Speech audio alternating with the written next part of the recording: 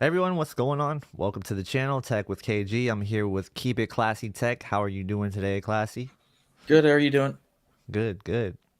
Yeah, just I got these new headphones and I'm trying to adjust to them. Everything sounds muffled in them right now. Like, I don't know. I think it's like a symptom of having open back headphones. I've never had open back headphones. So like you can kind of hear yourself better now and it's throwing me off.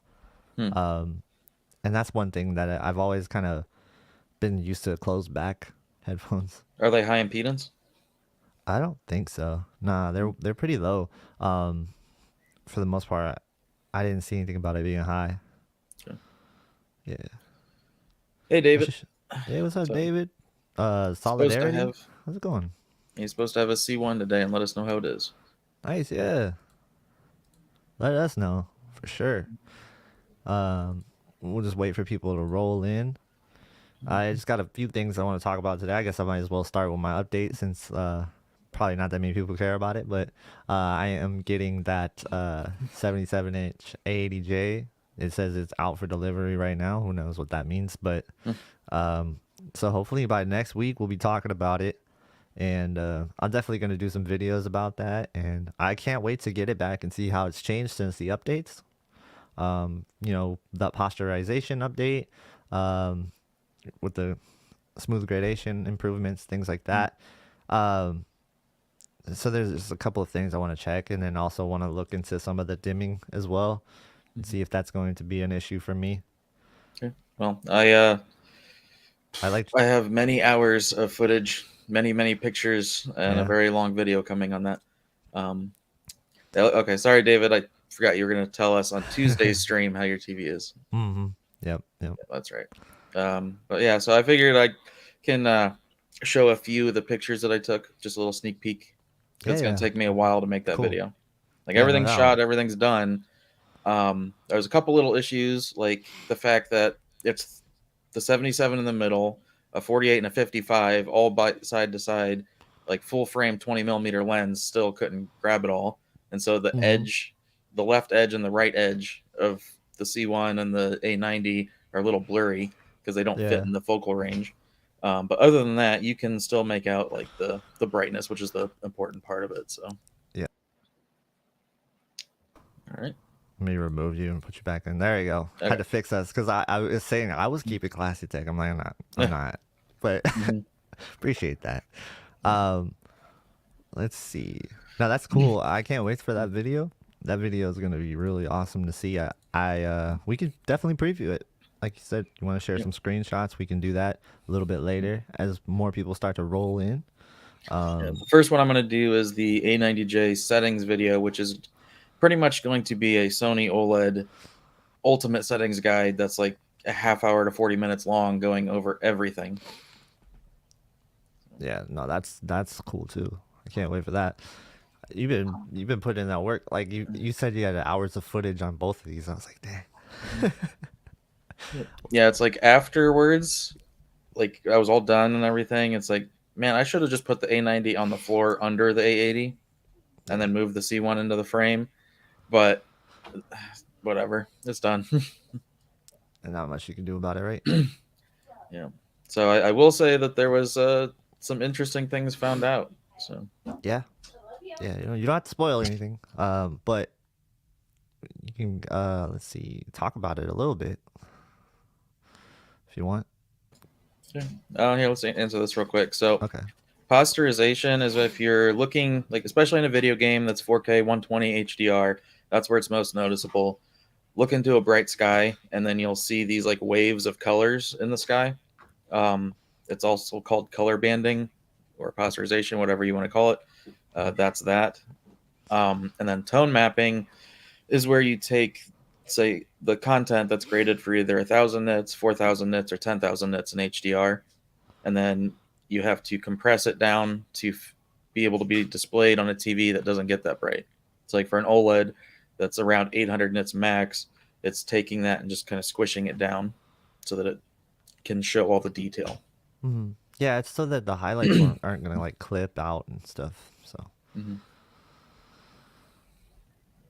um, let's see.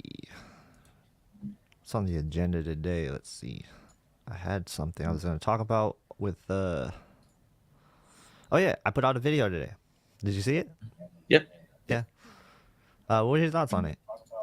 Oh, hang on. My YouTube started playing in the background. Oh, it's all good. How's the audio? I Um, didn't even check. I don't know. I'm gonna peep it real quick. Let's Um, see. That sounds fine. Okay. yep. Yeah. So, yeah, you had the video on blooming. Yeah. Yeah, it was good. Everything was like right.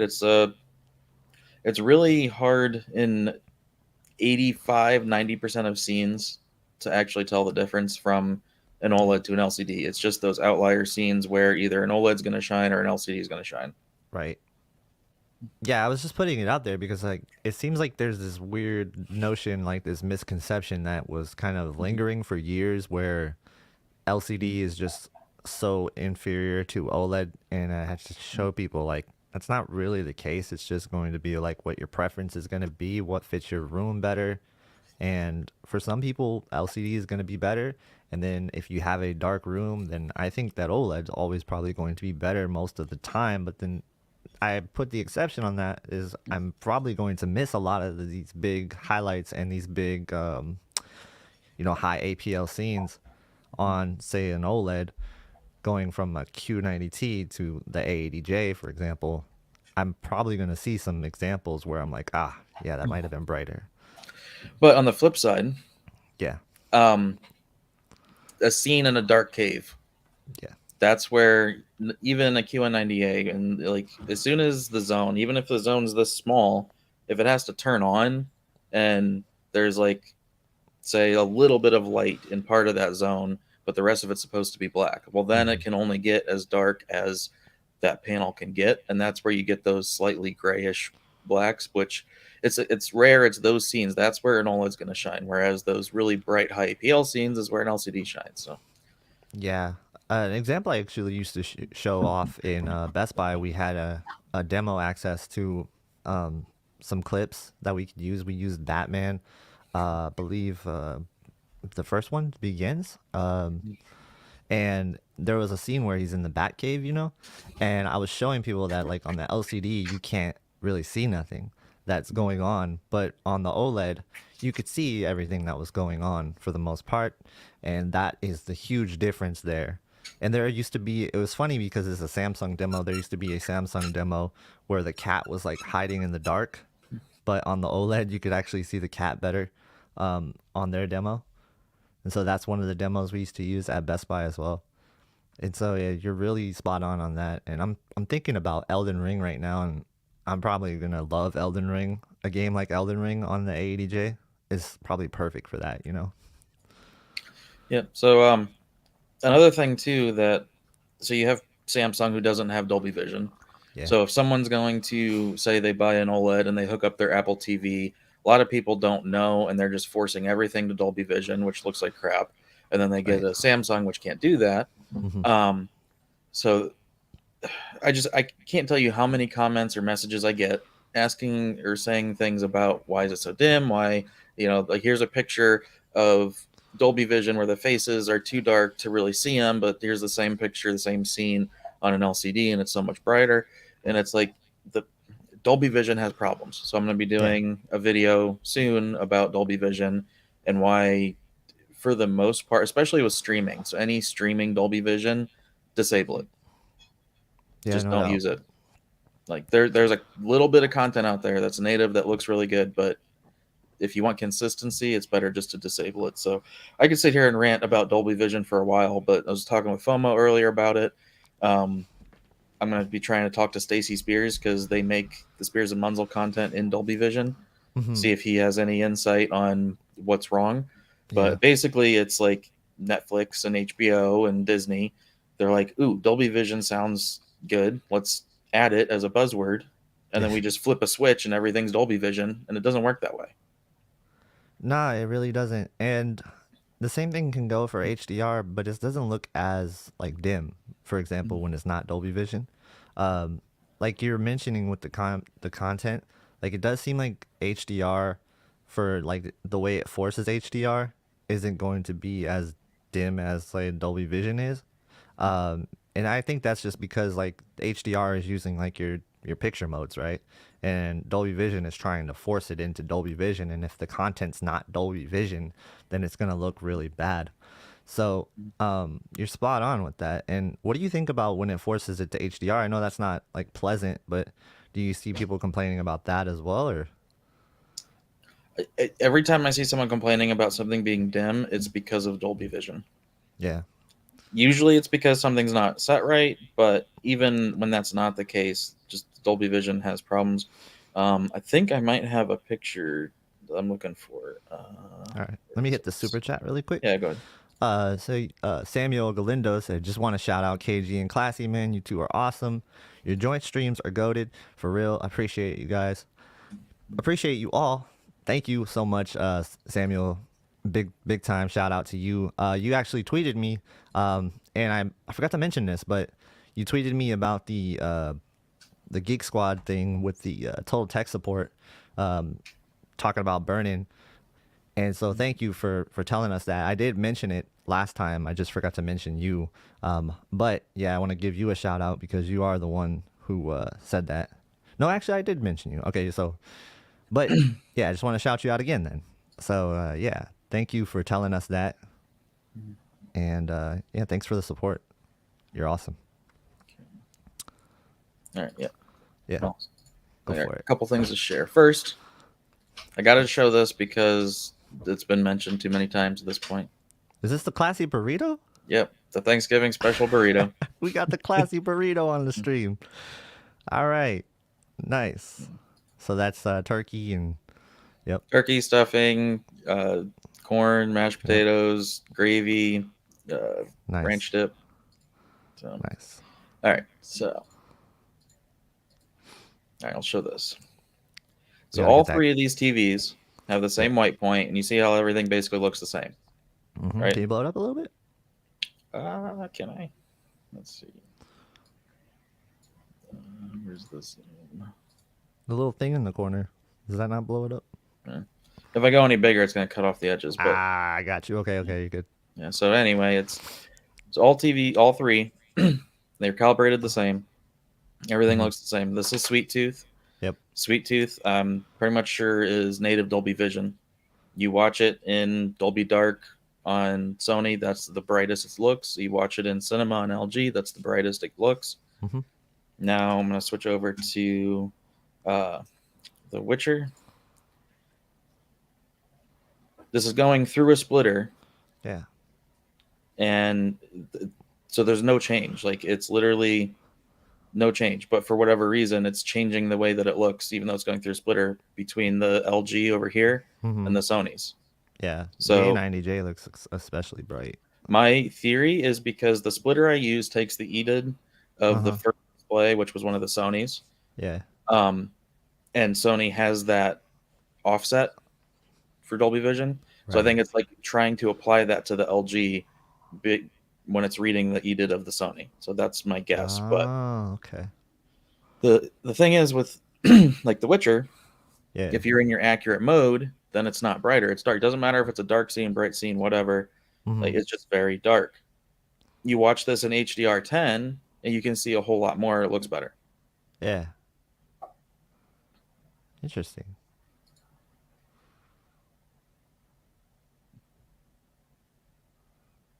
I can already see a lot of the things that A90J is doing a little bit different from some of these scenes, especially like in the white points and stuff, like the white parts of the highlights. So the Sony, like I said, I think it's just messing with the LG. But the problem with that theory is the fact that Sweet Tooth and the other Dolby Vision content is all the same. Right. So I think it's just something with the fact that The Witcher isn't native Dolby Vision. It's not dynamic metadata, so something somewhere it's messing up. But that's just one of the issues with Dolby Vision. I got you. Nice. So, but yeah, I'll look through some other pictures to show for like the gaming and stuff. But yeah, so we have a lot of investigation to do into Dolby Vision, what's going on. But for right now, for most people, I would say disable it, at least for streaming services. If you have a disc, then I would hope that that disc was mastered and they went back and they touched it up and they did Dolby Vision correct. That's what I would hope.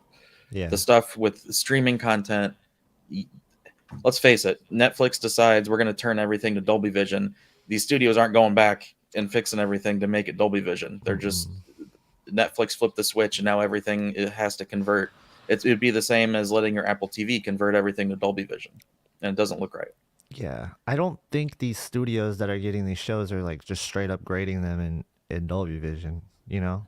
I Yep. don't I mean maybe some of them are, but Yep. Yeah. So that's exactly right. Sweet Tooth is brighter when you're in the accurate mode, which is how Dolby Vision should be. yeah. Which is why a lot of people are like, "Oh yeah, no, I actually prefer Dolby Vision bright because, you know, it just makes the picture better." But I think like that's just because it's not native, like you're Yeah. saying. That's Yeah. It's tone mapping it. yeah. So, or dynamically tone mapping it, Yeah. which is the problem. Right. So, yeah, I'll show a couple game pictures here that I took. All right. If I find them. Cool. And everybody, we will get to your questions in a little bit. So just hang tight, hang tight. Feel free to type them though. We will always scroll up and look backwards. Right.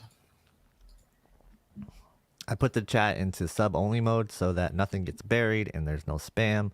So yeah, if you guys type your question, there's a good chance we'll see it. Let's see. Well, so Matt, I Destiny disagree 2. because Witcher is a Netflix original. So yes, some of it is, and that's what I'm saying. Sweet Tooth is, but a lot of stuff isn't. Yeah, and a lot of the stuff that is Netflix originals, they're just buying too. Some of it, they're not like totally behind as like original creators. Yep. So I don't know how to determine what's really going to be in Dolby Vision. So All right. So here's Destiny 2 with the C1 on the left, the A80, and the A90. So again, they're all calibrated the same, and it's really hard to find any differences when they're calibrated the same. So yeah, the A90 can technically get brighter, but yeah, if the game is, let's say, 800 nits or whatever, then I mean the difference between them is going to be very small. right. It's not going to matter. Yeah. So like even if you come in really far and you try to look. So this was first loading in before any dimming has happened. So, and it's all pretty much the same. Now, Yeah. the thing is, it only took about a minute before I could tell the difference, especially with the A80. The A80 went first, Yeah. and then the A90 started to dim, and both of them would dim the same amount. The thing with the A90, though, is it recovers more quickly. So, like in a multiplayer game, when you die and you respawn, the A80 probably hasn't recovered yet, but the A90 has. So it's back to its full brightness. Yeah. And it dims the same amount of percentage, right? So it doesn't look like it's dimming as much as well. That's what I noticed. But they look about the same regardless. So Okay. an A80 and A90, like the brightness level really isn't that much different. And if I did reset the service menu on the A80, but Yeah. if you do boost the service menu on the A80, it's going to be just as bright as the A90, and Gotcha. the A90 is near the limit already, so there's not really much you can do to make it brighter. Right, right. Yeah. And then let me see if I can. Is this the one where it dimmed? All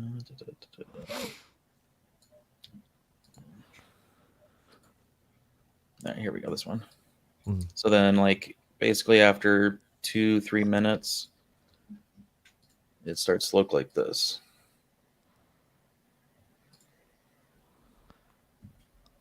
Oh, okay.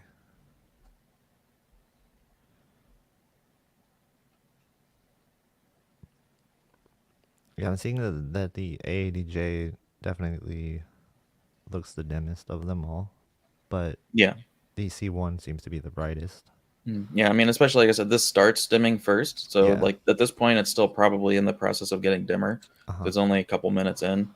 But yeah, the A90 will still be slightly brighter, but the C1 pretty much consistently was just brighter than the other two. Right. And that's because of the HUD. Yep. Yeah, Yeah. this whole thing right here, that's like you can tell the two how Yeah, much you can tell. brighter it is on the C1 here. Yeah. It's a really great example, and I think you're capturing it perfectly for people to see. And so, like, the way you're looking at this now, like, personally, like, I think most people, if they're just playing it, like, are they going to really notice that if they're just playing on one display? It's going to be tough to say. Because it doesn't look like it dimmed a ton, from the first image you showed. So, but you can definitely tell there's a difference between the C1 and the other two Sonys here. Yeah, yeah, and it really depends on the game too. So like, Yeah. if I throw up, let's see, Yeah.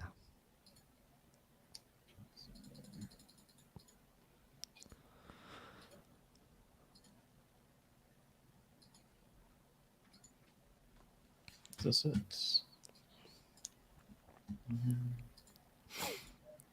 Kind of getting used to these headphones. They're a little tight. They're a little tight compared to the last ones. Gotta break them in.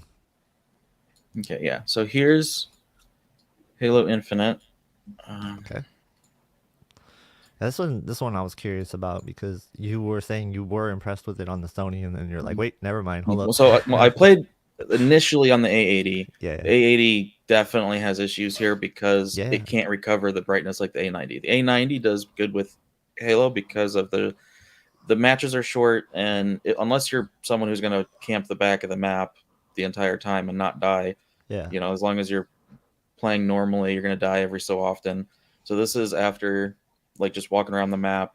So like if you look at this bright area, like the camera couldn't expose for it on the Yeah. C1, and like you can see the top bar up here. Mm-hmm.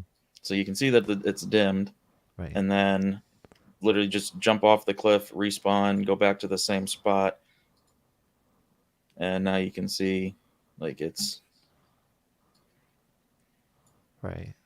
They're all about the same again, except if you look at that wall right there and right here, you can see the A90 recovered more than the A80. Mm-hmm. Yeah, and that's what I was telling people is like if you're changing the scenes constantly, you should be fine.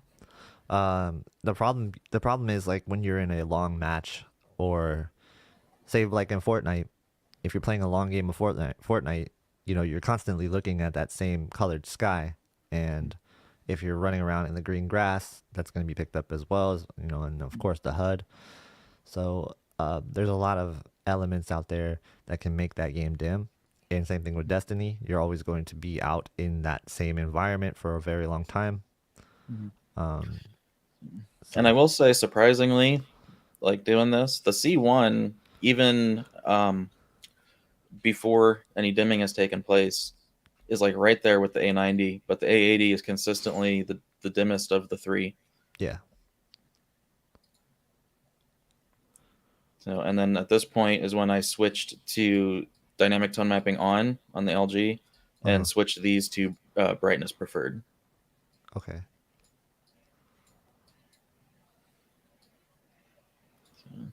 And then when you do that, like the LG like really holds with the A90. Mm-hmm.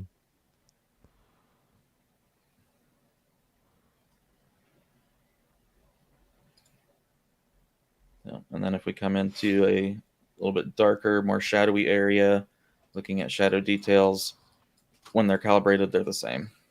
Yeah.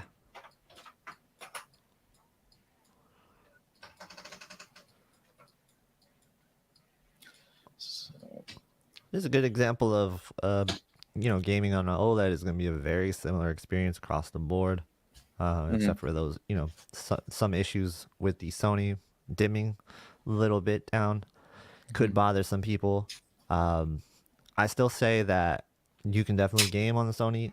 It's just not going to be my number one choice if you're just primarily gaming because you have more gaming features with the C1, especially if you're thinking about buying multiple HDMI 2.1 consoles.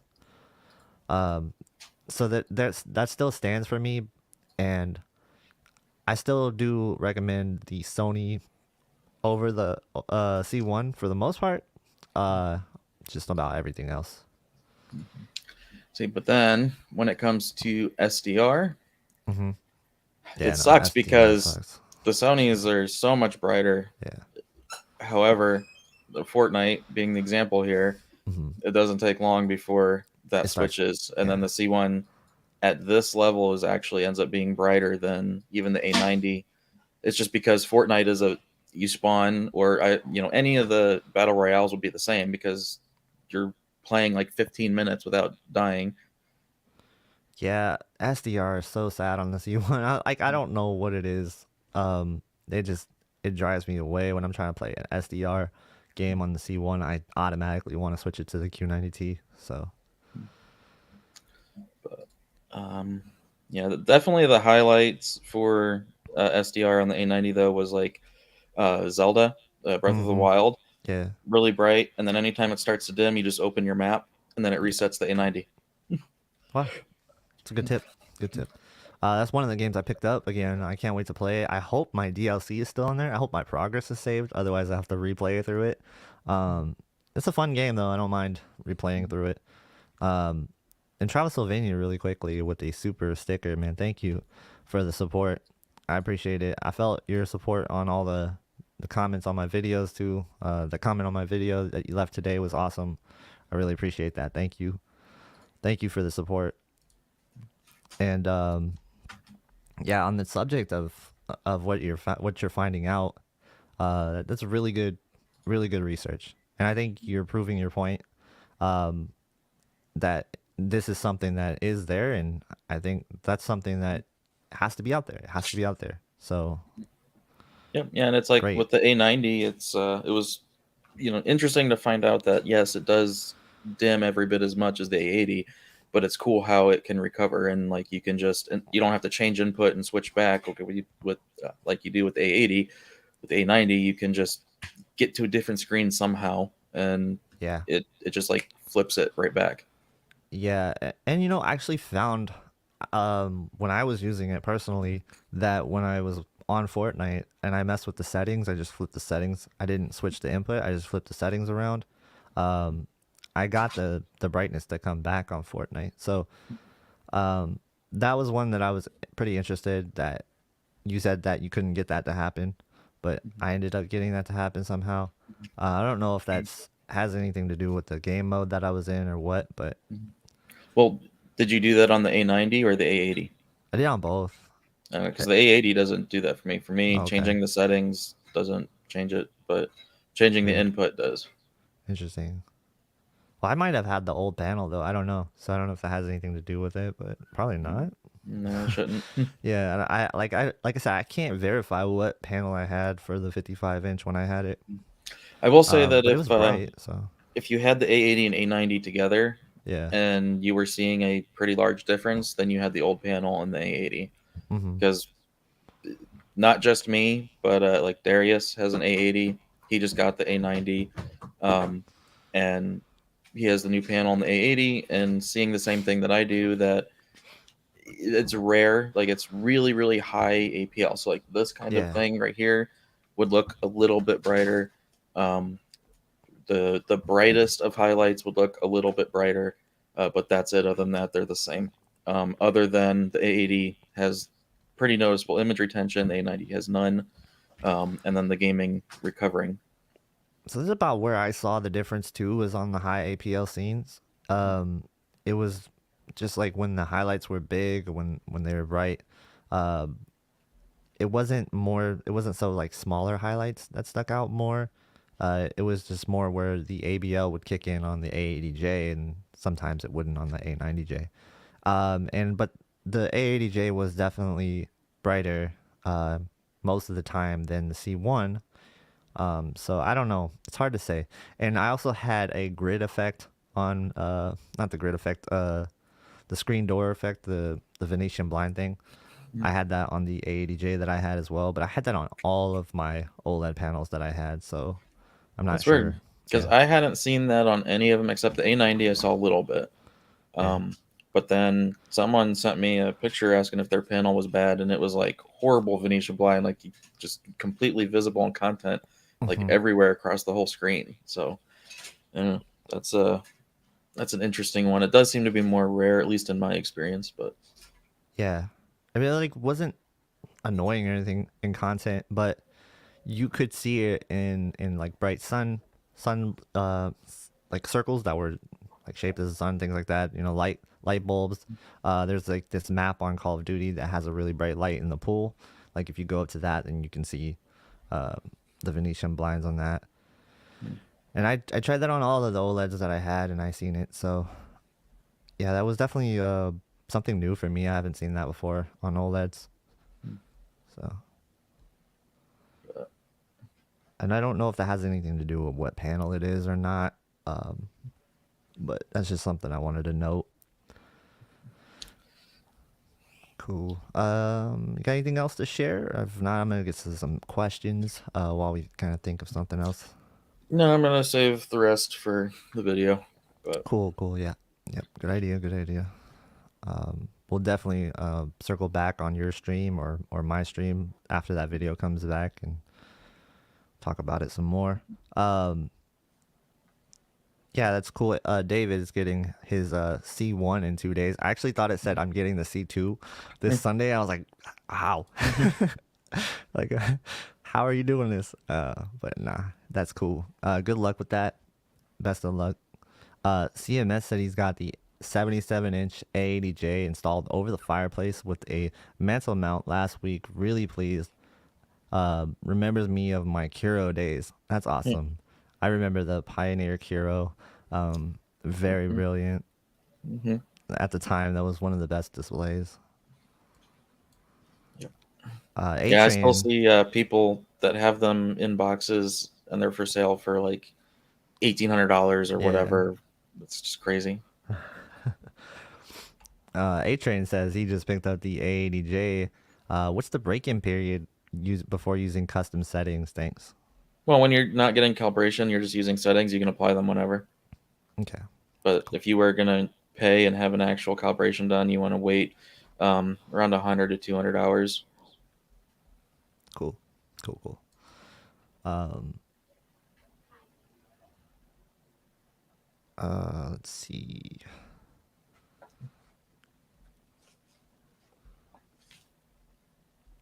Classy burrito sighting. Yep. Yep.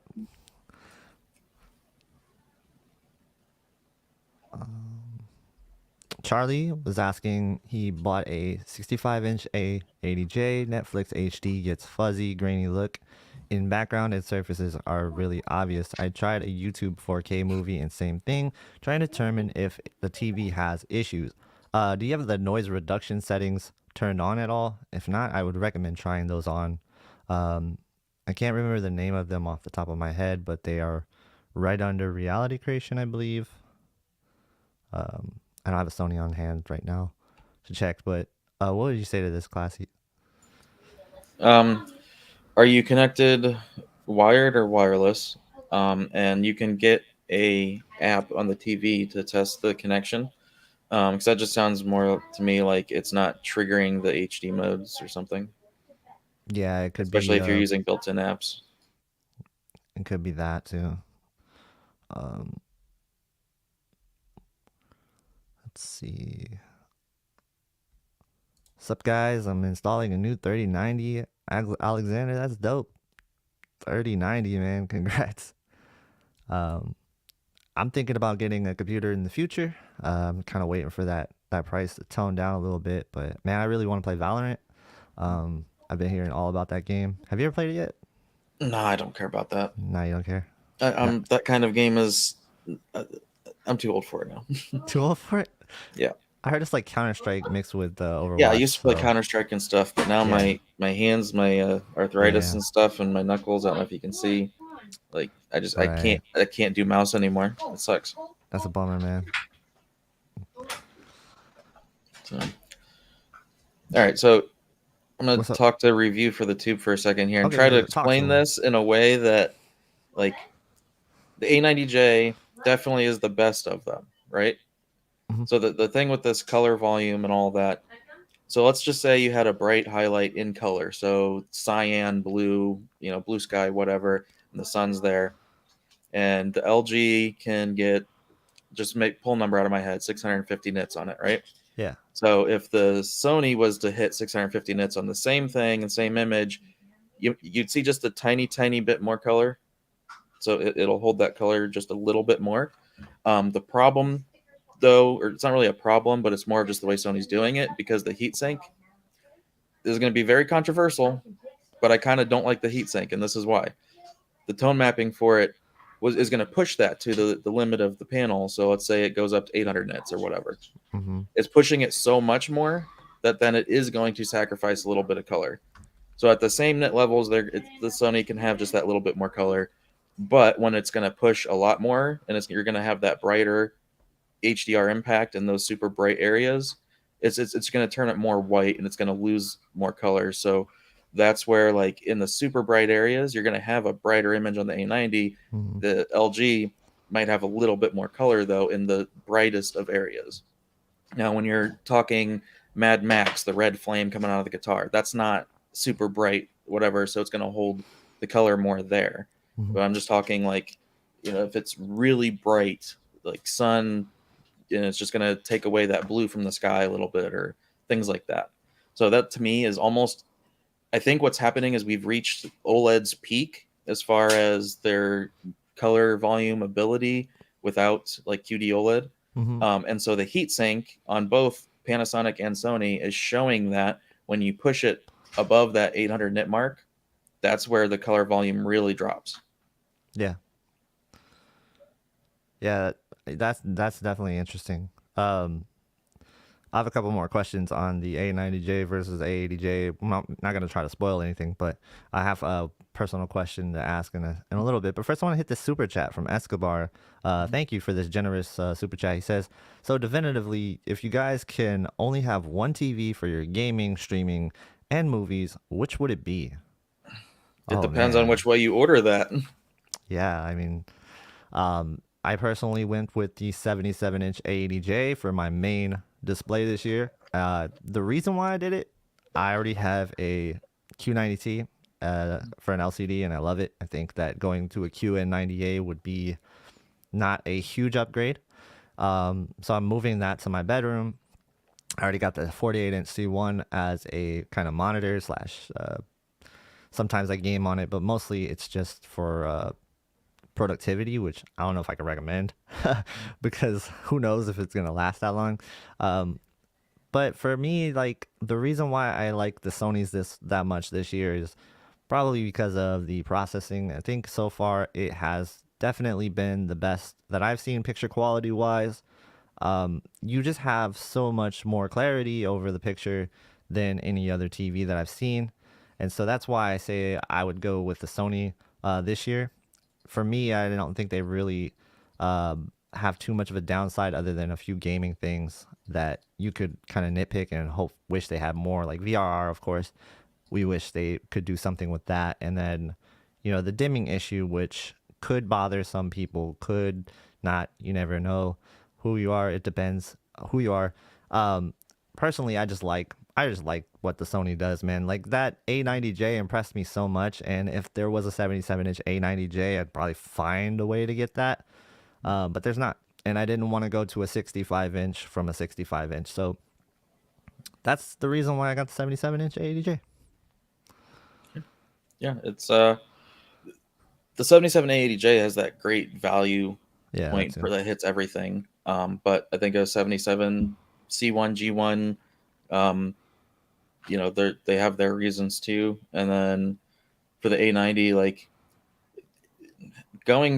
having this comparison just makes me kind of wish that I would have went ahead and went for the 83 A90. Mm-hmm. But I mean, even though it would have been a lot more, yeah, it's at least double. Yeah, put it that way. I wouldn't double think it. Like, I mean, honestly, it's gonna be better for sure. But is it gonna be that much money wise better? That's the tough part, right? That's something that is really hard to determine. It's only gonna be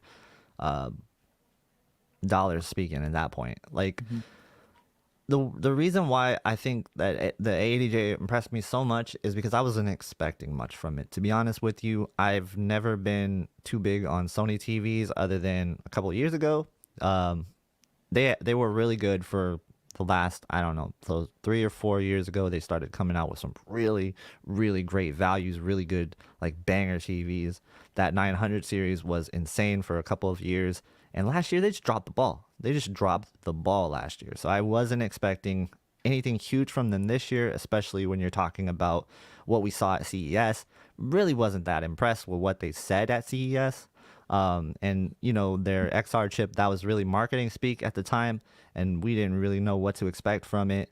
So it was cool to see them push the regular LCD technology a little bit further for themselves, even though I still think that they probably could go further on LCD than they're willing to. And but what they did with their OLEDs this year is fantastic. And to me, I believe that this is probably the brightest set of OLEDs I've seen, the A90 and the A80. And they are going to help a lot of people get over that fear of losing out on brightness. But I will say this, if you're coming from a Samsung TV, you may still be a little bit disappointed with the brightness level, unless you're going with something like an A90J, where I think that you can still get some of that LCD type brightness out of it. But I don't know, man. It's tough.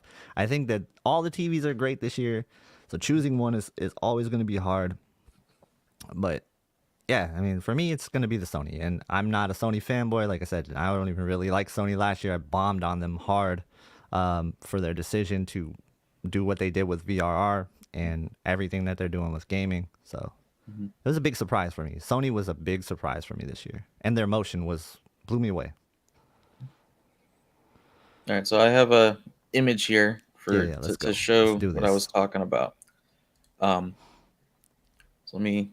All right, it doesn't look as good in the stream as it does here, but if I come in really far, so let's ignore the A80. Yeah. Okay. Okay. All right. So review, like if you look at the greens and the pinks Mm-hmm. and all this, then like especially around here and like this leaf, these Yeah. are really bright with a good strong color, Right. but they're not like the extreme case, and that's where the A90 you can see a little bit more color than the C1. Mm-hmm. What I'm talking about is here, right where the cloud meets the sky. Yeah. Look at that blue compared to here where it's pushing so much brightness that blue Mm-hmm. just looks faded.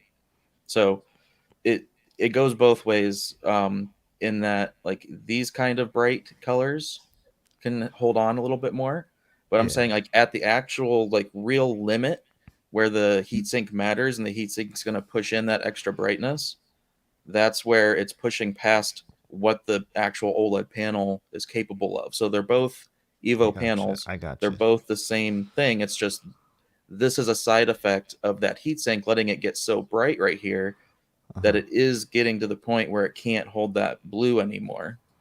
So is it clipping that blue? Is that what's It's going not, it's on? just, it's diluting. It's pushing Okay. more Okay. white into the Yeah. sky here. And that's And what then it does. It and pushes more yeah. white. Like I've noticed that that's what it does on a lot of highlights. It does that on a lot of high EPL scenes. It really does push that white.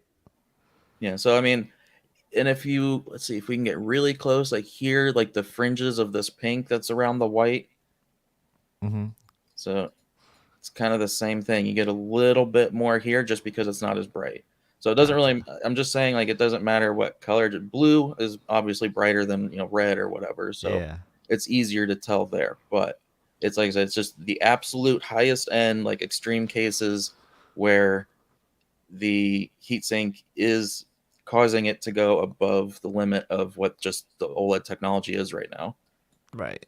And actually some people might look like that look as well though. Yeah, it looks brighter, like for Mm-hmm. sure. I'm just saying that's just I did notice that if Yeah. you have the color volume measured relative so that it takes into account the brightness, Right. then they're basically the same. It's just the Sony gets a little bit more. Like I said, especially like anywhere here and stuff, you can see it just pushes that color a little bit more. You can see a little more detail, but it Right. just when it's trying to push the white and it's right Hmm. by that blue, then that's where it's just pushing it too hard. Yeah, and we see this. I mean, I've seen something like this in LCDs sometimes. Like, for example, like the Samsung will kind of try to push Mm-hmm. the whites a little bit, and it Yeah. almost looks like it's blowing out the highlights. Mm-hmm. Um, And this is nothing you would ever be able to see. Like if you had one in one room and one Yeah. and another, and you walk back and forth, you would have no idea. You wouldn't be able to tell.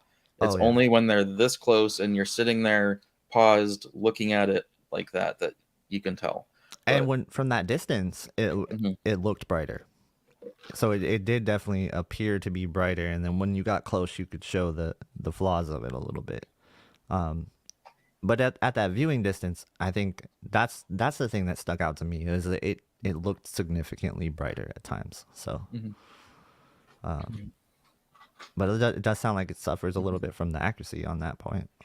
Yeah, see, that's what I'm saying. It's like if you have, let's say the brightness is Yeah. at a floor and it's going up and up and up, and you have the LG and the Sony, let's say the Sony's like just a hair more color along the way until it reaches where the LG can't go anymore, and then the Sony can go a little bit more because the heat sink, but then the colors fall apart at that just absolute limit. That's what I'm saying. So the Sony will Good point. have a little bit more color throughout the whole range until you get to that top end where the LG just can't get to anyway. So it's, do you want less brightness or more brightness with a little loss of color at that extreme end? But this is what I would like to see with QD OLED Hmm. is when we can add a heatsink. The heatsink would be a better tool for that if QD OLED ends up being what it's supposed to be. Yeah, it'd be interesting. Do you think that the QD OLEDs are gonna have some sort of heatsink? Who knows? At the Yeah, price that they're coming out at, right. you would Might hope as well just so, add it, but right? I mean, it's also Samsung. Yeah. They're gonna sell because it's a Samsung, it's a new technology, so they can just bring it out as QD OLED where Hmm. it can push really bright colors, but the white doesn't get pushed as much.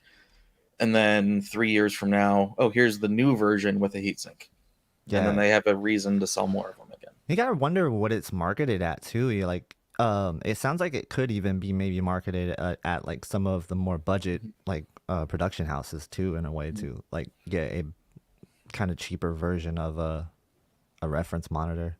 Like if they can get that calibrated, it can get really close to that level. So I wonder if that's something that they're thinking of, trying to push it in that way. Because like we still don't know if they're gonna really push it as a consumer level yet, right? Like I think CS is gonna be a good telling point of that.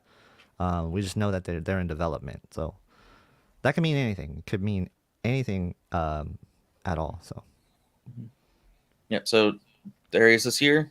Hmm. Um, and I don't know if he told you, but he ended up getting more discount off of that A90 that you found for him. Sweet. So I think he got it for like 2 grand. Nice. So something like that. But Congrats, man. yeah, so he's comparing it with his A80, which has the new panel. Like I said, there is a difference. It's just it would be very, very difficult to give up the size, at least for me anyway, for that little bit of difference. Now, if you're comparing an old panel A80 to the A90, then there's more of a difference. That's where, like, when someone says there's a 10% difference, it makes sense to me. Yeah. But with the new panel, I would say it's like less than 5% different. Yeah.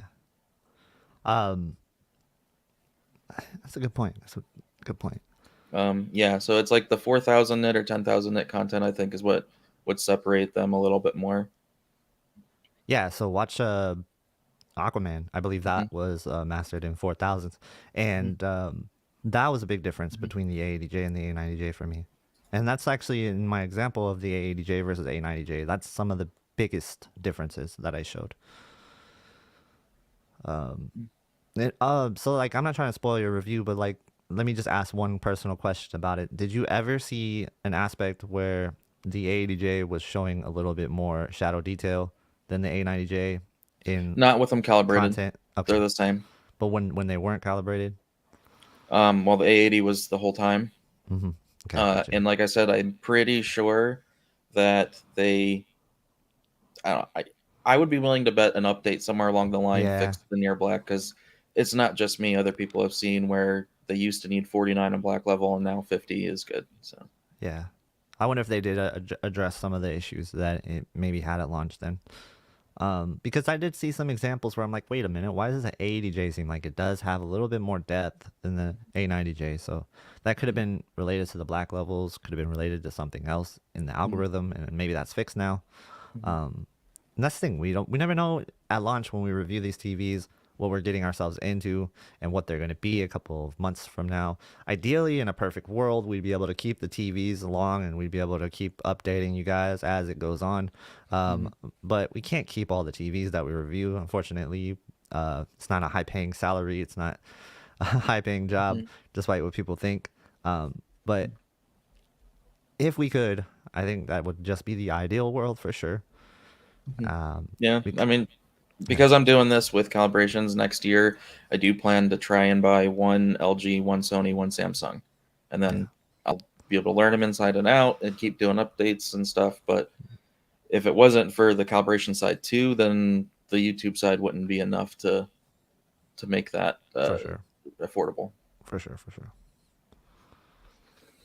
No doubt about that. Let me scroll up Um, while you yeah, get okay, that.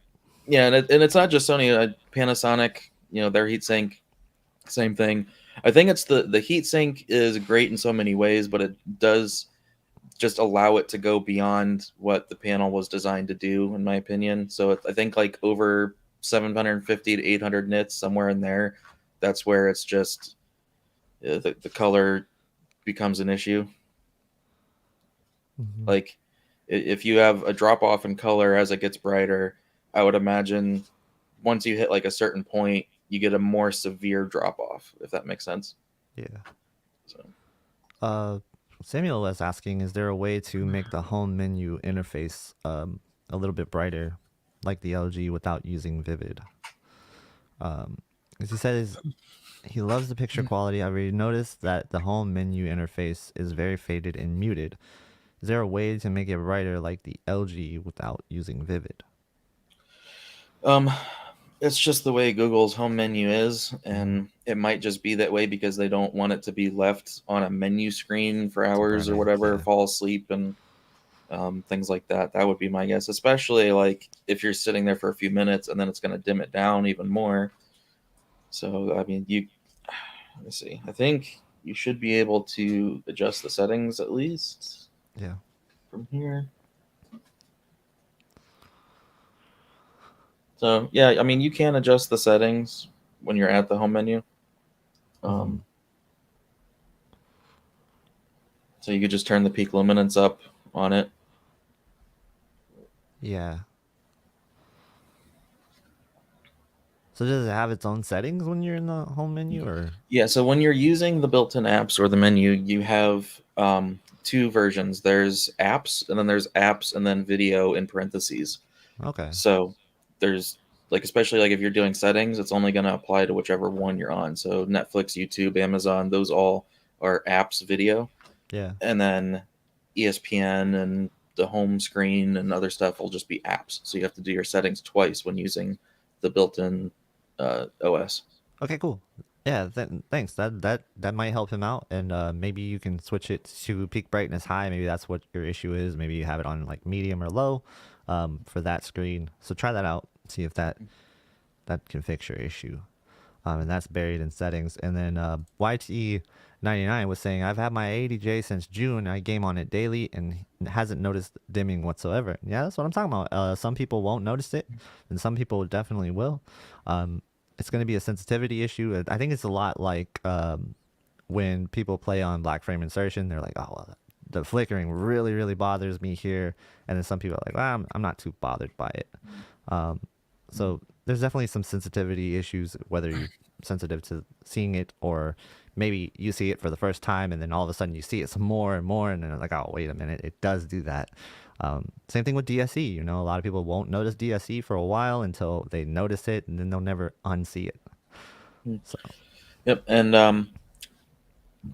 like you bring up for black frame insertion, I absolutely recommend that for the Switch, especially on the A90, because the A90 can recover any dimming so quickly, mhm. and it gets so bright in SDR that you can afford to cut it in half, and it's still very bright. Yeah. And yet you get that flicker, and like it's in my settings video, and within 10-15 seconds, your eyes adapt. I don't know what it is that Sony does with their black frame insertion. It's very easy to get your eyes to adapt to that flicker on the Sony. I don't see the flicker at all on the Sony, to be honest with Hmm. you. It's Yeah, crazy. it's like I do for Yeah. about 10 seconds and then it's gone. Yeah, I see it on the Samsung. I see the Yep, flicker on the Samsung, I Samsung. couldn't do it. Mm-hmm. LG, it kind of in between. Like Yeah, I don't I see it I on the notice it LG either. sometimes, but Yeah, it's usable. that's interesting. Mm. Yeah, like so. There's some people that say I can use it on the Samsung, and I'm like, well, then you're not so sensitive to that then. And then some people can't use it at all.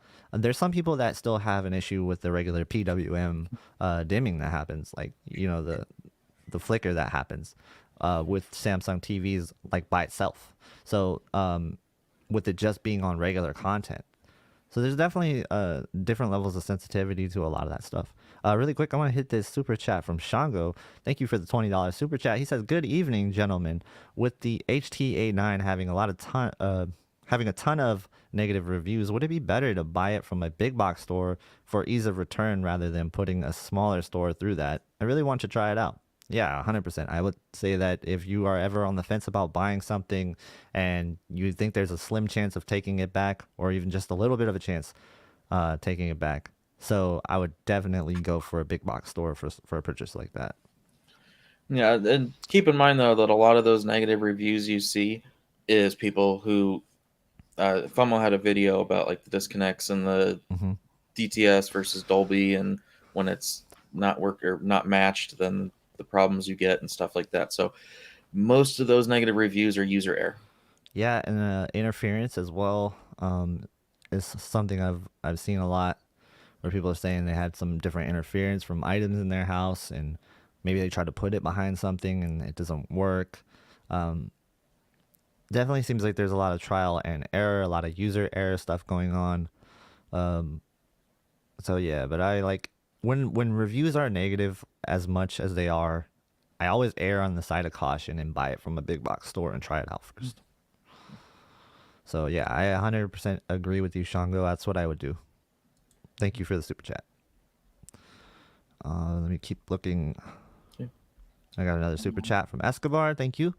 He says, I got a 7 by 7 foot glass door with just sheer curtains 8 foot away on the right side of the TV. Will the A80J survive, or will the QN90A be better?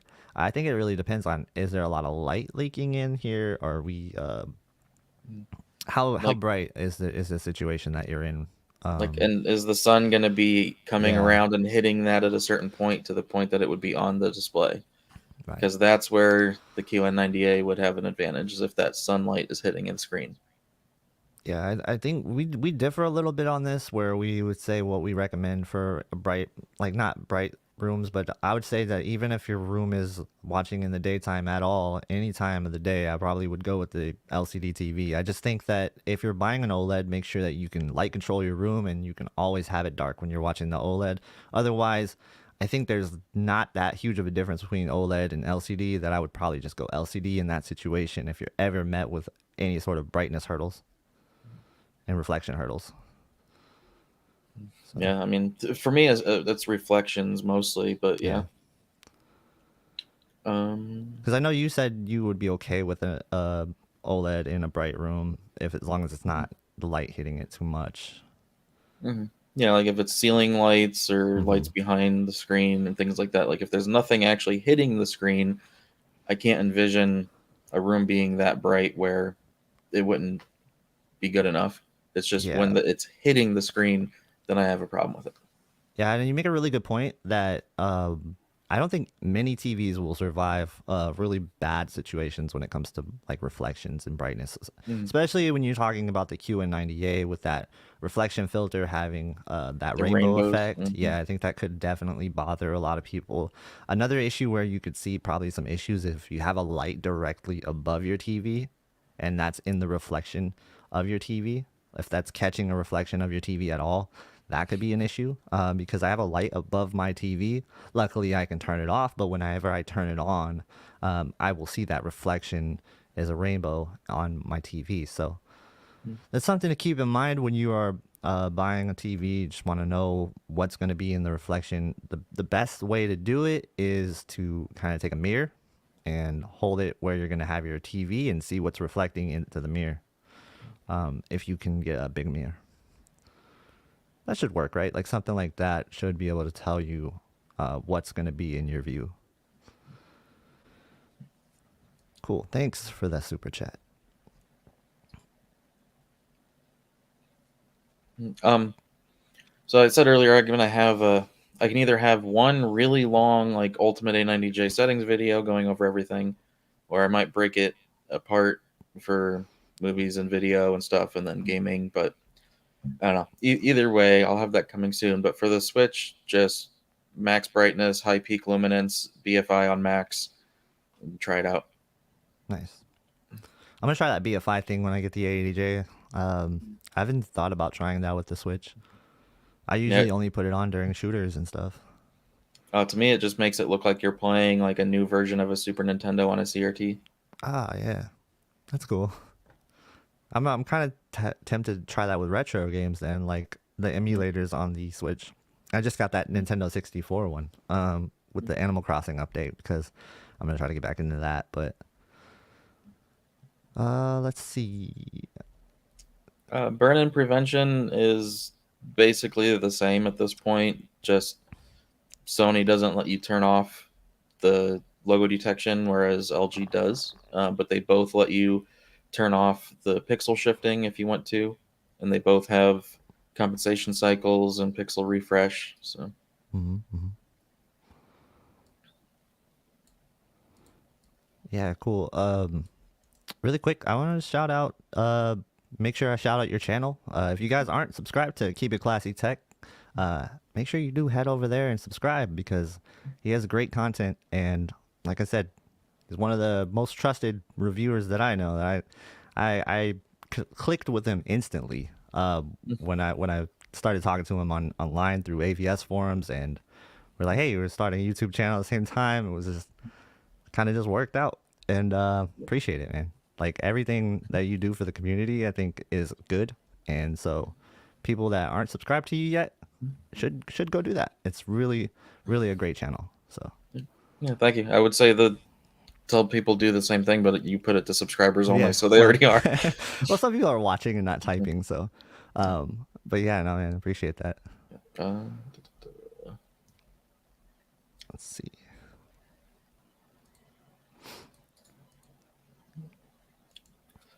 so it's all right. Here, the Evo panels or the new panels right now are only coming from the Guangzhou plant. They're not coming from Paiju. But it doesn't mean that it's that panel that is causing the pink tint. It's the plant that's causing it. So you can get a WBC older panel from that plant that has pink tint. So it just seems to be coming anything out of Guangzhou will have it. Um, Mm-hmm.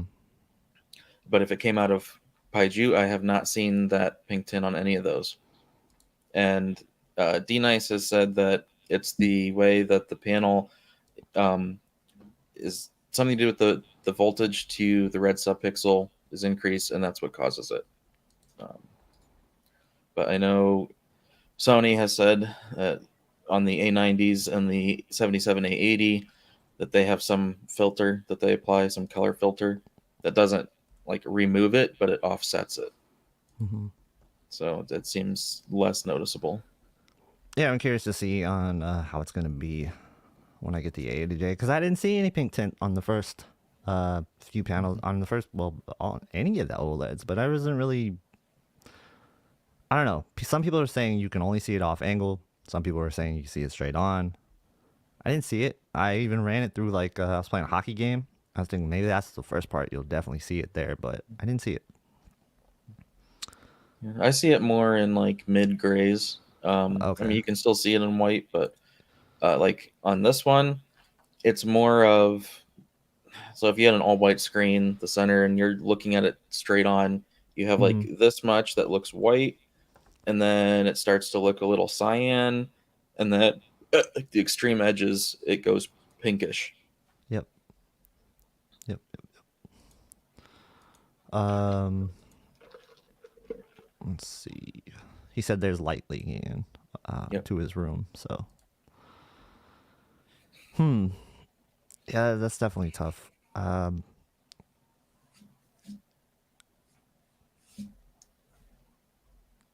Is it going to be hitting the TV?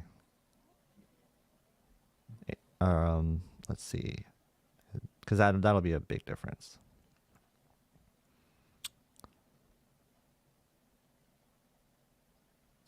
Yeah, Billy, that's a good point. A lot of Mhm. people are seeing this checkerboard on the X95 with the 75 and 85-inch models, so I'd say it's basically normal. Hopefully, you don't see it in content. Yeah. Had that last year with the Q90T. A lot of people had that issue. That just seems like it's maybe an LCD thing now. Um, the way that the dimming zones are, maybe that's what it is. I don't. I honestly don't know why that started happening. Maybe that's something that has been happening for a while. We're just now hearing about it more, and that's the Atomos Ninja, right? Yep. There. Nice. That's what's up, man. Yeah, I almost bought one of those. Um, I don't know how much I would actually use it, so I kind of shied away. Yeah. I mostly wanted it for so I don't have to keep running a cord to my C1 to use as a monitor because what I see on the monitor, the camera does not look anything like what the Yeah, actual recording looks like. right. Yeah, it makes sense if, especially if you're not trying to hook up your computer all the time. Um, And then plus, I want to use my camera out and about, so just stick like a 2 terabyte SSD in here and don't have to worry about it running out. Num1 says, should I buy a X90J or a A80J? If you have the funds to buy the A80J, I would buy the A80J for sure. If it's like a budget concern, that's gonna just depend on like what you really need out of your TV.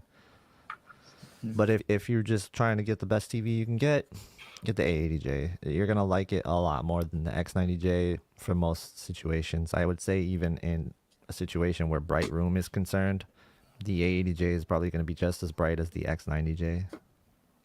Maybe a little bit less bright, but um, I'm looking through chat.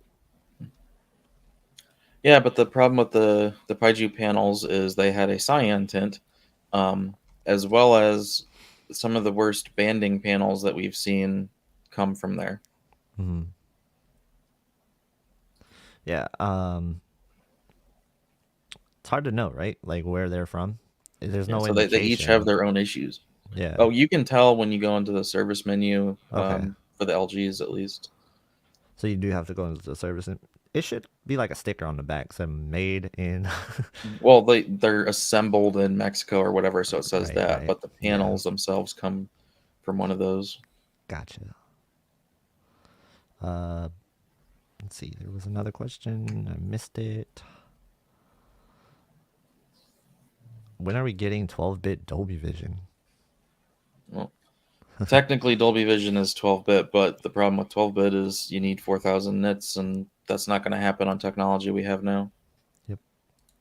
And Matt was coming Yeah, through with that answer, so thanks, Matt. yeah. Um, you just hit that pink tint question. Let's see. Low to High said he loved his 900E. Yeah, the 900E was good. Good TV. Yeah, what's cool about the Ninja is you can calibrate it. Yeah. So I'm hoping that it doesn't suffer metamerism, and I can use that as a reference white. Oh, that would be cool. That would be cool. Did we hit this yet? No. It says, does the onset of the new MediaTek chip in the Sony TVs in 2022 make it worth waiting to buy an A80J until next year? Also, with the possibility issues being resolved, I guess. Yeah. I think it depends on the set that you have now and can you wait. Yeah. That's going to be the biggest decision point. If you can wait, I always say if you can wait, you wait. You know, if you don't have to buy a TV now, buy one later. Um, But if you need a TV now, like I don't know that waiting is going to benefit you that much because you're going to have to wait a couple more months. Yeah. I mean, at this point, we're far enough in the year that if you don't need it right now Yeah. and you're interested in VRR, I'm pretty sure that will be fixed in the next one. The other big thing is if I know Sony is working on a way of not having the dimming for gaming. Uh-huh. So if that ends up being in the next model, then that would be a big thing, at Yeah. least to me. So Darius coming through with a super chat. Thank you. yeah, I gotta He make my said, call. "This is okay. Yeah, this is a thank you for the heads up on the 65-inch A90J deal. Did the math and saved like 2,100 buying it used. 250 hours on the panel, and it barely looks used. That's awesome to hear because I heard a lot of horror stories from the Amazon warehouse. So I'm glad that you that it worked out, man. Like I was hoping for your sake that it was going to work out. That is an amazing deal. I think that that's probably one of the best deals that I've seen in a while. So good, good. I'm glad it worked out, man. Congrats on such an amazing deal.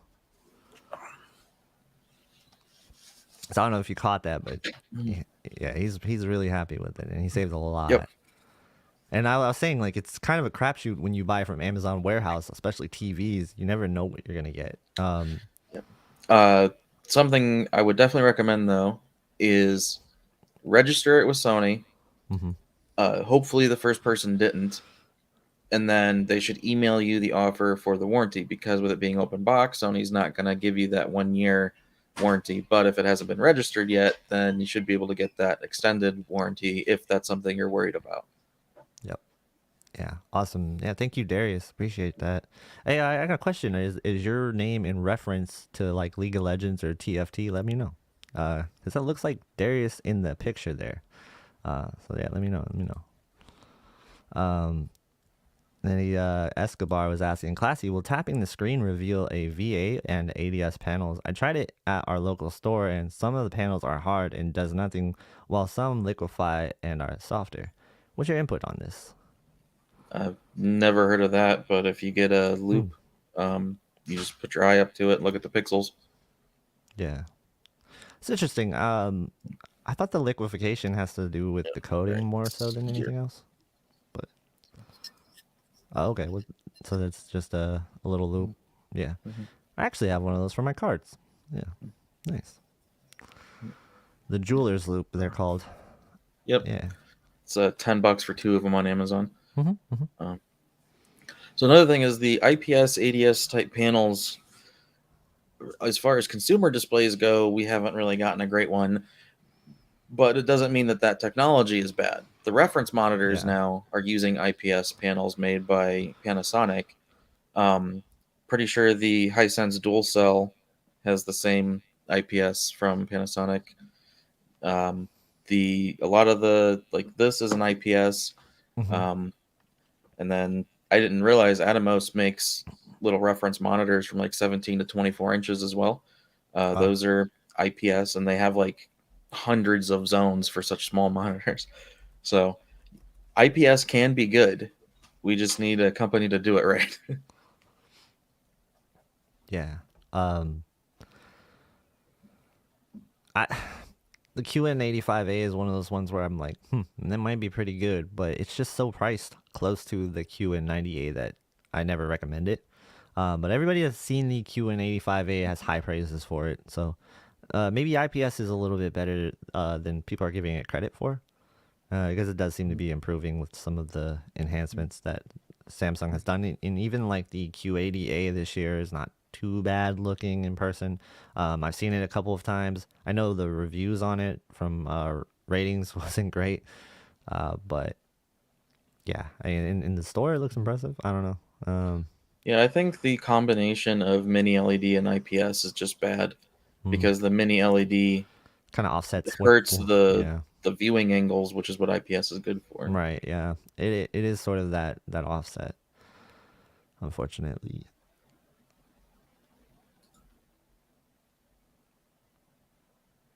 Let's see. Yeah, Bill Clay said the QN85 is pretty impressive. That's coming from somebody who replaced a 2012 uh, Samsung TV. So yeah, I mean, of course that'll pretty much a lot of 2021 TVs would look super impressive when you're upgrading from that. But yeah, no, I believe everybody who says the QN85A looks impressive. Brandon said it was very similar to the QN90A. He actually thought it like perceptually felt like the QN85A was brighter, which I found interesting. And then IRL HDR said, speaking of IPS, the 65 QNED 90 is on sale for $11.99. That's a good deal. That's a really good deal. Yeah. Yeah, that's That puts probably it at the worth same picking price up. of the X90, and I would take it over the X90J. Yeah, that's a steal. Thank you for mentioning that. I'll let everybody know about that. That's pretty cool. Um, yeah, I was not aware of that. I was not aware of that at all. And then Joe Greer was asking, what's your opinion on the Sony UBP X700 versus the Panasonic DP UB820? Um, if you don't want to toggle Dolby Vision on and off, go for the Panasonic, but it's going to cost you 500 versus 150 for the Sony. So if you don't mind going in the settings and hitting that toggle every now and then, save the money. Okay. Yeah. Um. Let's see. Did we answer a question about speakers for B-Man? No, we'll hit that next. Let me hit the super chat real quick. Shango with the $5 super chat. Thank you, man. Appreciate that. He says, I keep hearing about ALLM and VRR for Sony coming in December. Still true. We're wondering the same thing. I've been wondering the same thing, man. Loving my 83 A90J anyway, though. Yeah, I'm wondering the same thing. I'm getting my 77-inch A80J here next week. That'd be a really good timing if it came. And then that was the same time the updates come out. I'm really hoping that they come out just a little bit after I get it so I can put out a video. That's like a more of a selfish thing. But yeah, hopefully. You hear anything new about that or? I imagine it's going to, but Yeah. I'm also fairly certain it's going to be as crappy as their VRR is on the other models, so not going to be worth using. Mm-hmm. Maybe. That's still up in the air. Like, I wouldn't bet on it, like you're saying. There's still an outside chance. Never know. Maybe they figured it out. But at least we'll have ALLM working for us. You know, that's really nice for people who need it. But I really do think that ALLM is one of the most overrated feature sets. Because it's Mhm. like, you're really just switching into game mode for me, which is cool. But that's been in TVs for years. Like, And if you Samsung's have a been doing that for a long PlayStation, it time. already does that. Yeah, and it does that with the PlayStation. You have to set it up in the menu to do it. But yeah, you can do it. Um, Robert said he purchased the A80J and it has banding on the bottoms of the TV or banning. What do you mean by this? Let us know. And if you could send us a picture at either one of these Twitter names here, at Tech with KG or at Keep It Classy Tech, um, that would be helpful, and we'll be able to show that on the stream, kind of analyze it and see what's going on with it. But yeah, let us see a picture of that. I'm sorry to hear that you're dealing with that. Yeah, I just scrolled up really far. I'm not seeing your question about speakers, so if you can retype it. Yeah, B-Man, type it again. Uh, I don't know if it's just my eyes I'm gonna look for it. scrolling, I'll look but for it. I couldn't find it. Yeah, I'll look for it. Um,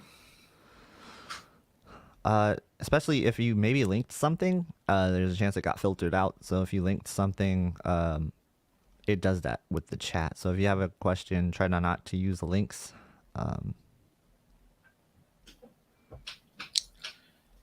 Sadly, not anytime soon. Um, by the time I get the money back from the A90 and stuff, which is when I was going to get the 900A, I have to get my all my stuff taken care of for going to Florida for the ISF course. So, travel expenses, hotel, and then we're going to Disney, so I got to get those tickets.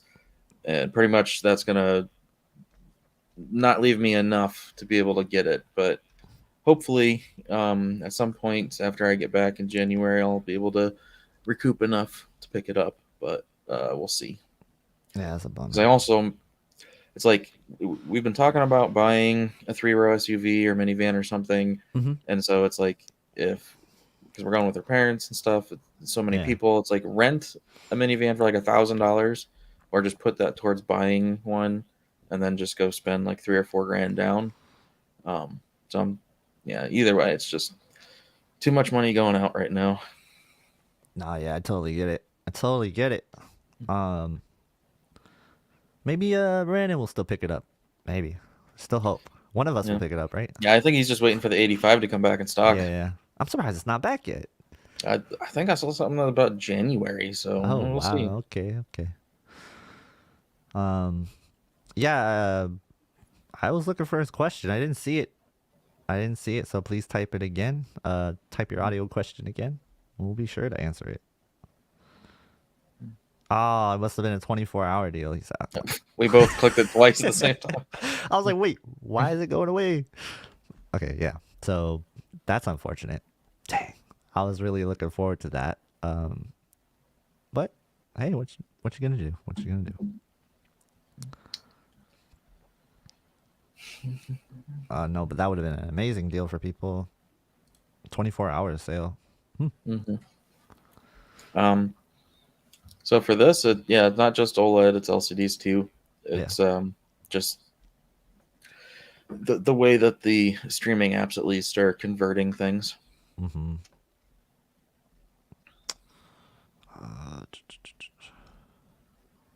Yeah, I can't find this guy's question. Um, Perry Bryan was saying the Wheel of Time on the new Sony produced. Oh, new This Sony series, produced series on Amazon looks great on the Sony OLED. Yeah, that's this is one I'm going to wait to watch until the new TV gets here, and then I'm going to compare it to all the TVs. It's going to be a three-way comparison. So I can't wait. Can't wait because I want I to see haven't. there's issues right with the HDR is what I'm hearing. Yeah, I was gonna say I haven't watched it, but I've only heard issues about Yeah, that show, not it looking good. So I don't know. yeah, yeah. I'm really I think excited to check it Ninjishin's out. been watching that and knows whatever's going on with it. I think he Hmm. said to watch it in SDR. Yeah, he did. He said watching in SDR because there was like really bad issues with HDR. Um, Making skin look weird, and Sammy was saying that as well. So yeah, I'm curious to check that show out. And it does look like a good show. It does look like a good show. Um, Yeah, B Man followed up. cool, cool. Awesome speaker system with this TV. Do you recommend using the EQ? If so, what settings are good? I can't have a sound bar. Live in an apartment. Um, Gotcha. did I miss what TV? I think. Are you talking about the ADJ, the one we were talking about?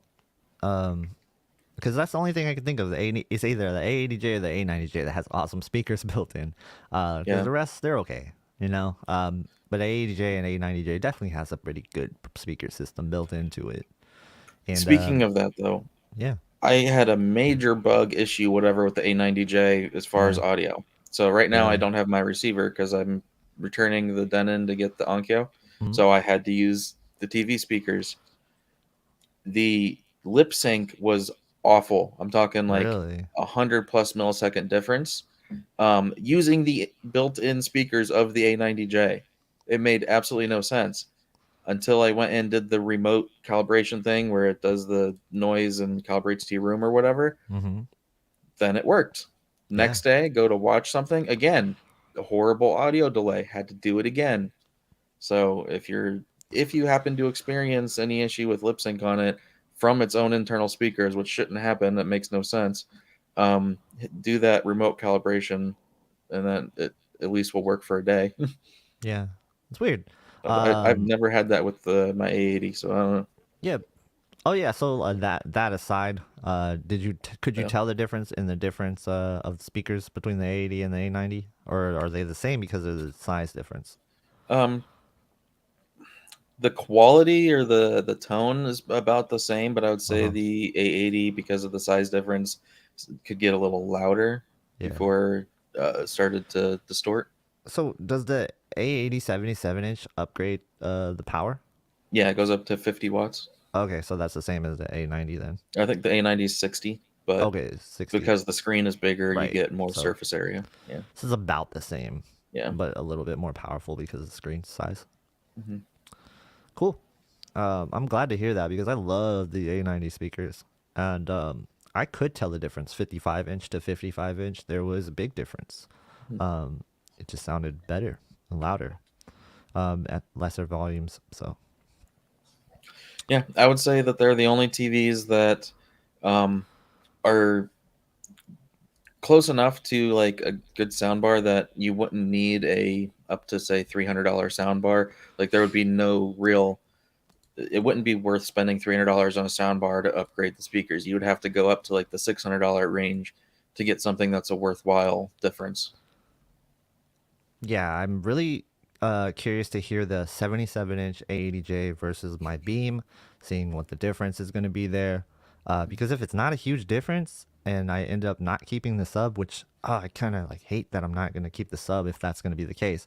But there's so much issues with the sub right now just because of the environment that I'm in. And then did you get a link on Twitter? Or maybe I got it. He said he sent over that image. Robert did. So I check have your no notifications. Twitter. No. Where'd you send it to, Robert? Let us know. But as far as do you recommend using the EQ and what settings are good? I don't have any settings yet, but I'll definitely check into that when I'm listening to it and comparing the sound. I promise that you will know about it. I'll put it in the community thing if I don't post a video on it. So just pay attention to that, and I'll try to help you out as much as possible. Yeah, I just did the remote calibration thing, and that was it. So, His neighbors. Yeah, I feel it, man. Uh-oh. Did you go mute? no, can Okay. you hear me? Yeah, no, I'm getting that weird desync audio bug in Mm, StreamYard again where your mouth is moving but your voice isn't saying anything. So I'm just gonna mm, stop looking at StreamYard and I'm just gonna listen. okay, Yeah. You never had that happen? It's no, weird. Yeah, I don't know why it happens. It's funny because it started happening right when you were talking about the audio desync. mm. I'm like, what'd you do? But yeah, I mean that was driving me nuts trying to figure out why there was lip sync using the TV speakers like that. Mm-hmm. It's just yeah, that was weird. Mm, Yeah, this is exactly what I found out when I had the A90 and the A80 next to each other. You can definitely tell it has more bass and it's slightly fuller. Um, yep, that's what I saw. Sent to Tech with KG on Twitter or on Instagram. Um, oh, okay, all right. I got you. All right, all right, all right. I thought you direct messaged it, but I got it right here. I'm gonna share it. I'm gonna share it. 1 second. well, All right. So he said on the bottom of his screen.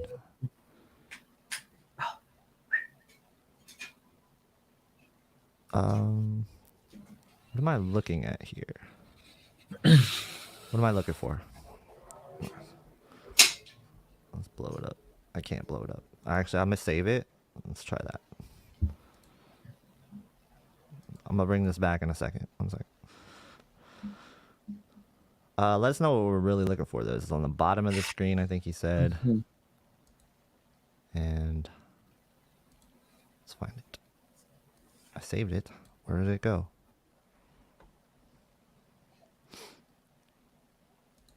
Sorry, technical difficulties.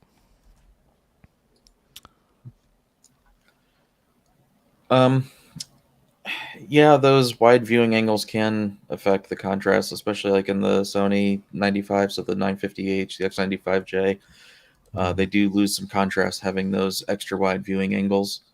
Um, it's for some people it matters, for some it doesn't. yeah. Honestly, to me, it's like if the viewing angles mattered, I would do that on the step down model. It's like the 90, like if the 90J had that, that'd be fine. Mm, But to me, your flagship shouldn't make that sacrifice to the contrast. all right. So we're gonna zoom in. Um, what do we see here? I see like this. You're talking about banding like across the screen? Because I sort of see that like right up here. Like jail bars, kind of? Is that what you're saying? It says On the on the YouTube YouTube logo? logo, white area. I don't see a YouTube logo. Is it a video or a On the picture? DQ logo, you mean? Mm, you see a YouTube logo? the ad. I'm seeing some posterization, but I don't know if that's from just the quality of the stream or the Yeah, picture. I'm definitely seeing like that grid type effect though, too. The horizontal bars. Hmm.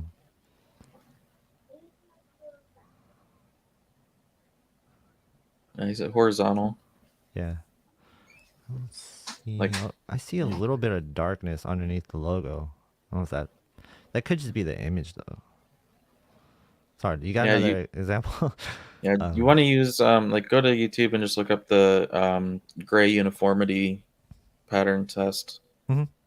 Yeah, something like that, or even the hockey test. yeah.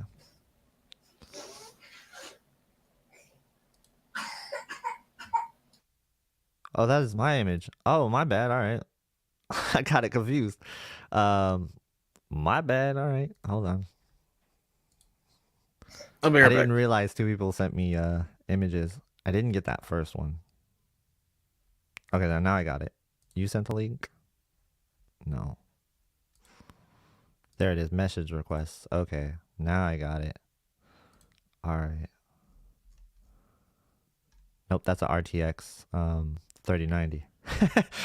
um yeah, let me see. I didn't get anything else but that Dairy Queen image there. So yeah, resend it, Robert, if you can. Um 1 second.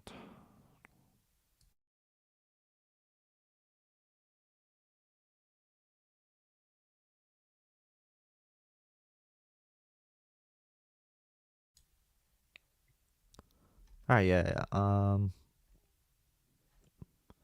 So yeah, I'm only seeing the Dairy Queen image. Did you send it on Twitter or Instagram? So I don't see anything here. Let me zoom out. See if there's anything else. Nope. I don't see it.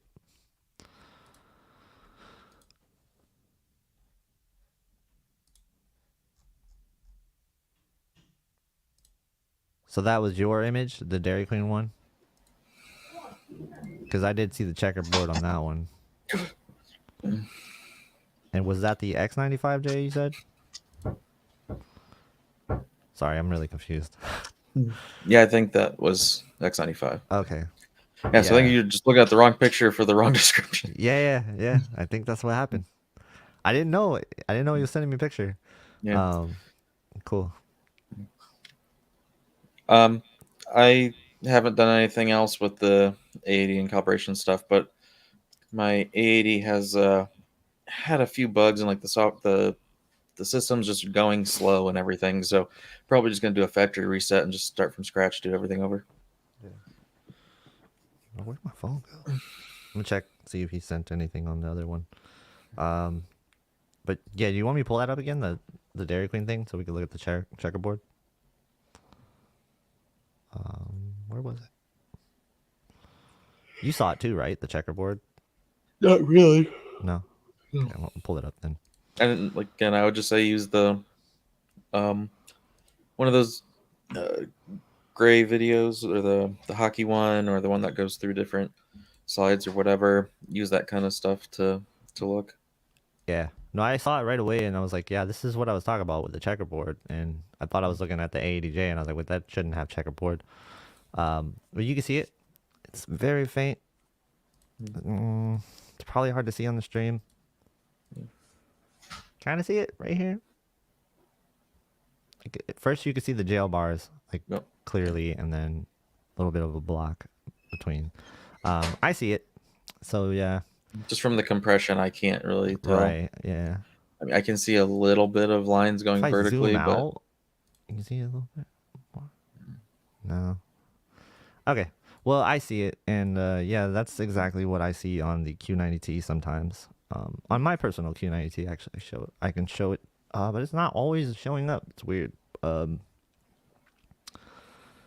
Jesse was saying now that Black Friday is behind us, what's the next big TV event? Would that be CES 2022?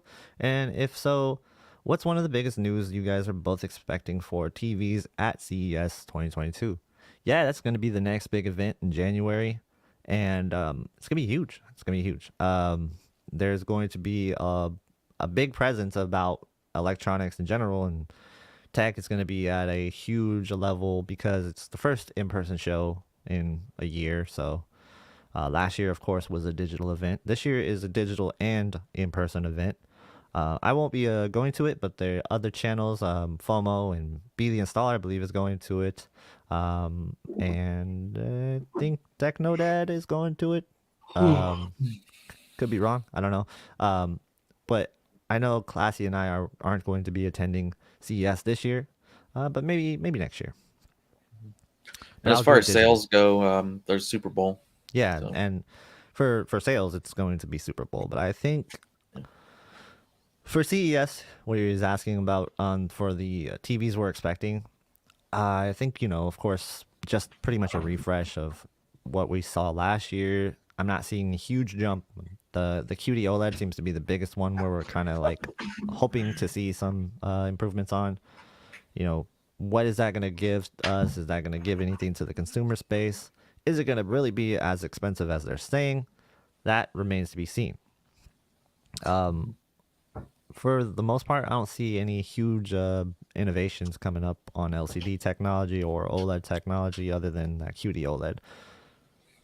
But of course, we have the new MediaTek chips, which helps a lot. So it'll be interesting. We'll see. You never know until CES. I was trying to guess the model numbers for them. I was like, are they gonna jump to H, or are they gonna jump to K?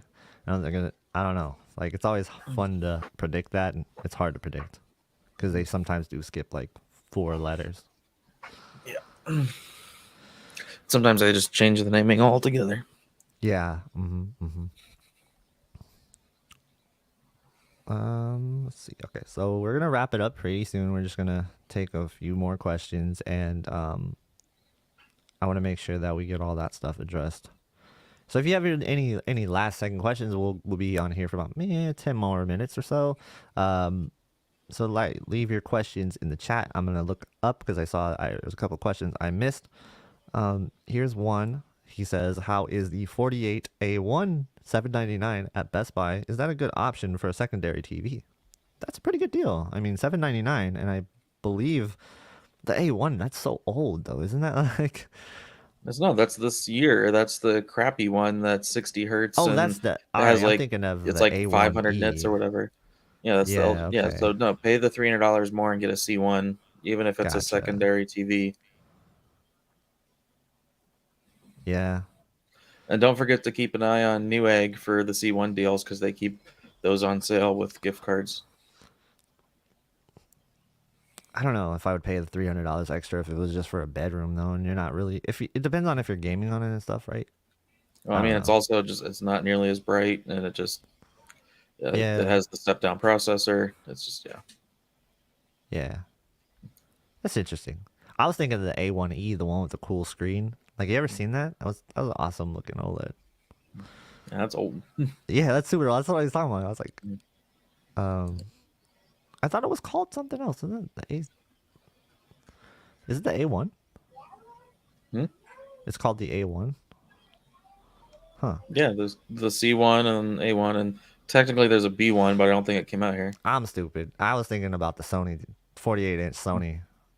I was totally blanking, man. The A9S. Yeah. That's what I was thinking of. Okay. Yeah, no, for the A1, yeah, maybe just jump up. See, I thought he was talking about the A9S was $799. Because if the A9S was $799, then we'd maybe be talking, right? Maybe. Yeah. That blew my mind. I see. That's how much the A1 is irrelevant to me because I just forget about it. It's not a good value, unfortunately. And it's a confusing SKU for people, man. At Costco, it's the same box. Like, they can't even put the green image on the box. Like, you know how they have the green image on the preview, but it's the pink image, which tells me it's a C1. So it's like really misleading. Yeah. What did I miss? You missed a lot. It was fun. It was a fun stream. We're about to Yeah, wrap up about here. over. Yeah, but watch the replay. Yeah, it'll be like you're there in person. Um, but if you have any questions for us, Brad, uh, throw it up, man, because we're about to sign off though. Um, a huge game. I just want to point out really quickly. There's a huge game right this weekend. So if you're not a football fan, I'm gonna need you to tune in on Sunday and root for the Broncos. Just do it.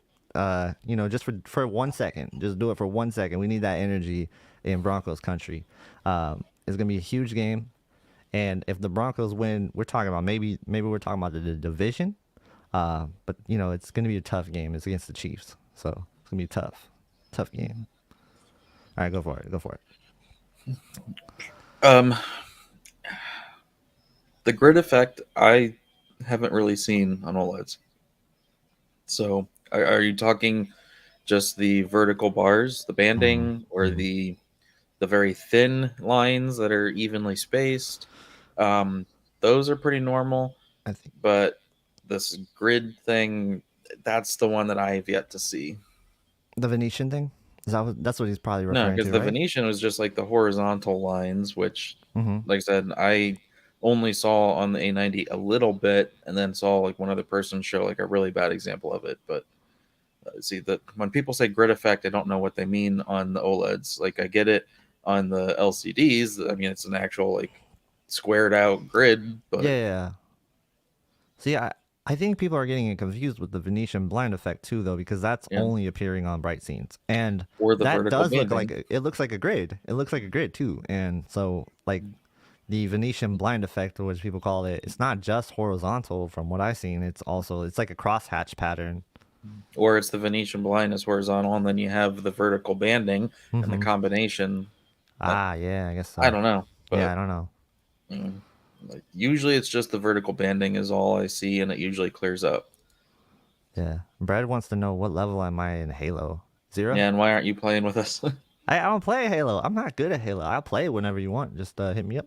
Yeah, Uh, we're I will- playing uh, every night pretty much. oh, see, I didn't know. I thought you said I this game. said if I'm you want done to with this save game. yourself a headache, don't play it. You told But me you we're were still done with playing it. it. Okay, I didn't even know. Yeah, no, the I cheating is I'll hop just on, man. horrendous. I'll hop on.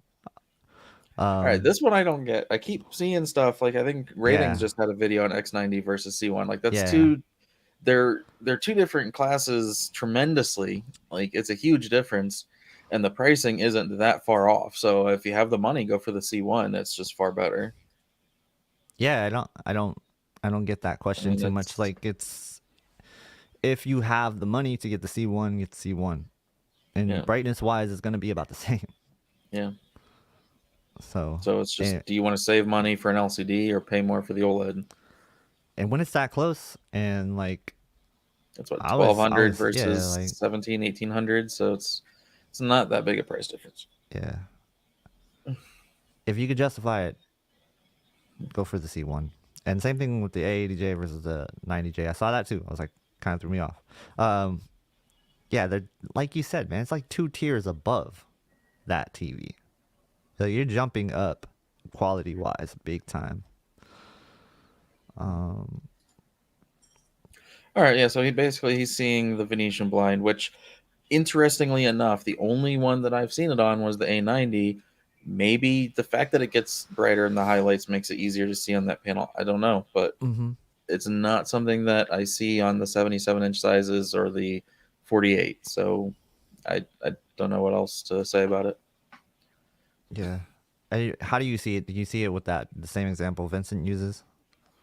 No, I just saw it on just bright stuff, but Okay. like it had to be like really bright. Like, it certainly wasn't like something distracting that I would return the panel for on the one that I had, but it was there enough just to barely see it. Yeah, I don't see it on my C1. I should say like Mhm. this C1. I don't see it. I see it on the 55-inch C1 I've had. Maybe it's a 55, 65-inch thing because both of those come from the same mother glass.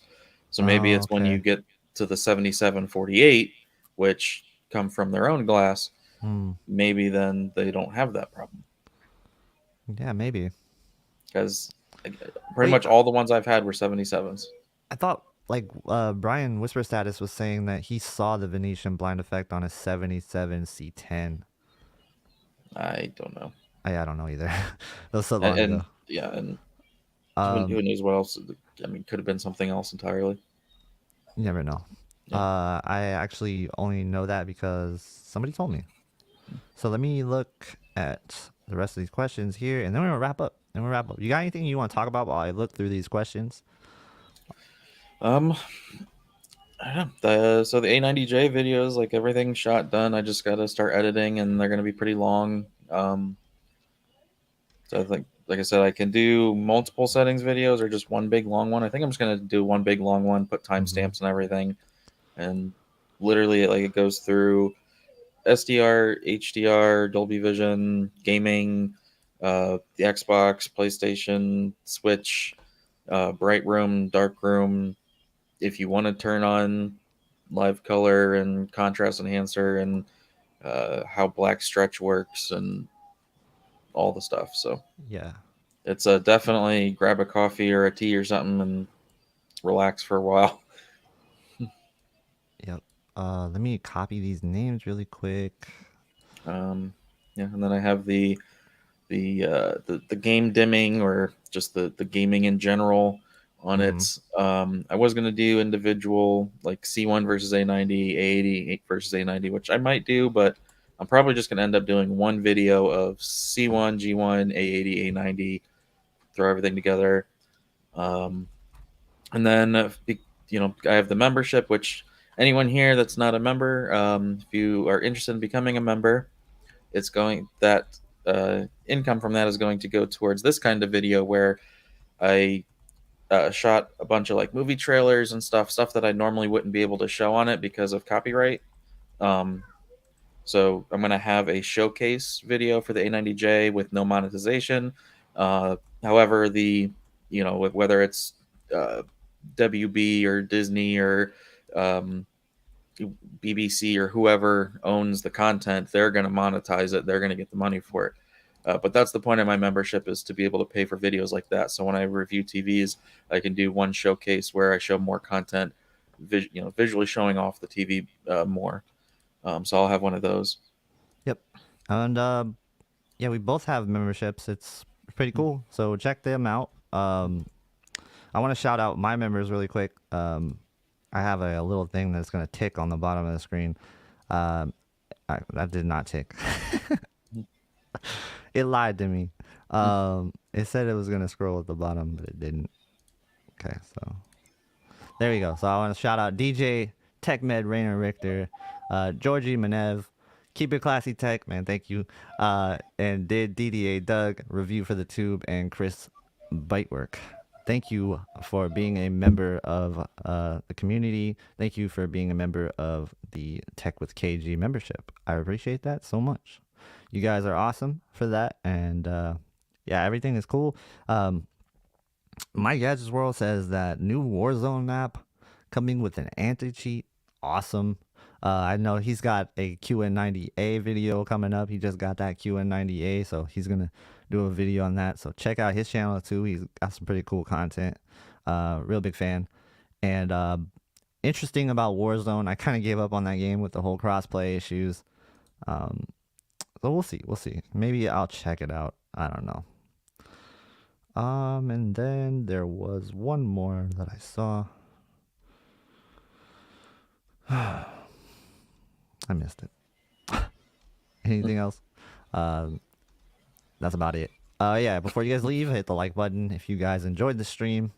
And yeah, let me, oh, one more thing. If you guys want to help out us at all, the one of the biggest things you can do, and it costs you nothing at all, is going to be sharing our content on your community pages or on your uh, Facebook groups that you're in.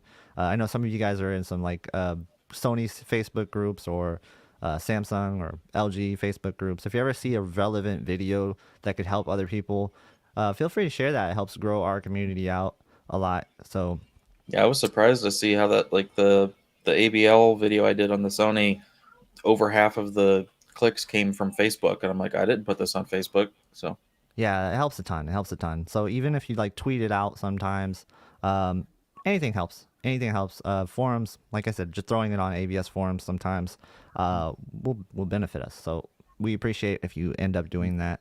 Yeah. Big time. Thank you. Yeah. So review for the tube. Thank you for that. Yeah, that's where a lot of that came in from. See, review. I appreciate you, man. Always helpful and always helping us out. See, I'm Thank not you. much of a Facebook user, so I don't even think about that stuff.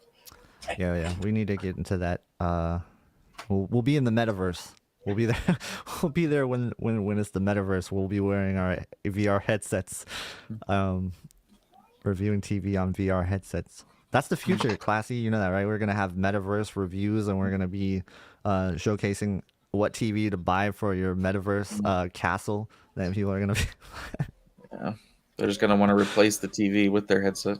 That's true. So, Oh man. All right. Well, that's it, guys. We're gonna wrap it up. Thank you for stopping by. If you missed any of it, there is a replay. You guys are amazing. Peace out. Go Broncos. Wait, no, I thought that said Broncos. Go Broncos. See, Broncos do not suck. Do not go Chiefs. Definitely not. We're rooting against the Chiefs this week. So yeah. Thank you guys so much. Evan does it also. He shares all of them. Thank you, Evan G. Shout out to you. Thank you guys, everybody in the chat. Amazing. We can't say thank you enough. And signing off on my part, I'm out, and keep it classy, tech. We're out, guys. yep. Have a good night. See ya. Have a good one. The button that says end broadcast is being blocked. That's kind of awkward. All right. See ya.